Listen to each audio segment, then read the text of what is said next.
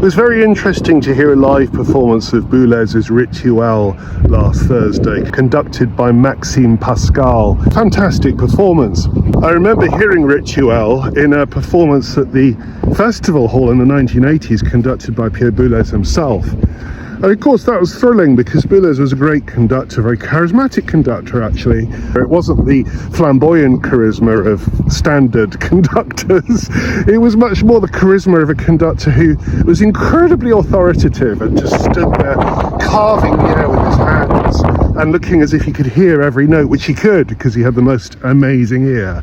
And I was at rehearsals of Boulez where he would get the players to tune. I mean, microtonal deviations of pitch were being picked up in rehearsal and corrected. Fantastic ear. I mean, impregnable. Rituel is a fascinating piece. It was written for his friend Bruno Maderna, who was a conductor who died. And so Boulez wrote this extraordinary funereal piece, like a great funeral cortege, which doesn't really sound like any of his other pieces. I think he was influenced by his teacher, Messiaen's marvellous Et Expecto, that great, enormous visionary piece for brass, wind and percussion. Check it out if you haven't heard it. Fantastic piece. I think he was also influenced by pieces by the British composer Harrison Birtwistle, especially The Triumph of Time.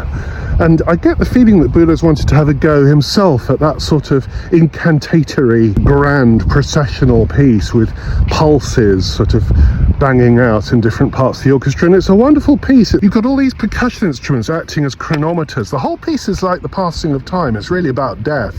It's about how time passes, and you can hear all these different clocks in the orchestra just ticking away on different unpitched percussion instruments. The orchestral layout, typical of Boulez to completely reconceive the orchestral layout. So you've got different groups of instruments sitting around the stage. You know, you've got a solo oboe with its own percussion instrument assigned to it. Then you've got a pair of flutes. You've got a trio of clarinets and so on. It builds up to 7 different groups. And then at the back, you've got this huge group, a super group of 7 plus 7 brass instruments. And then right at the back, a huge array of gongs all bonging away. Fabulous. And they do so in a separate time.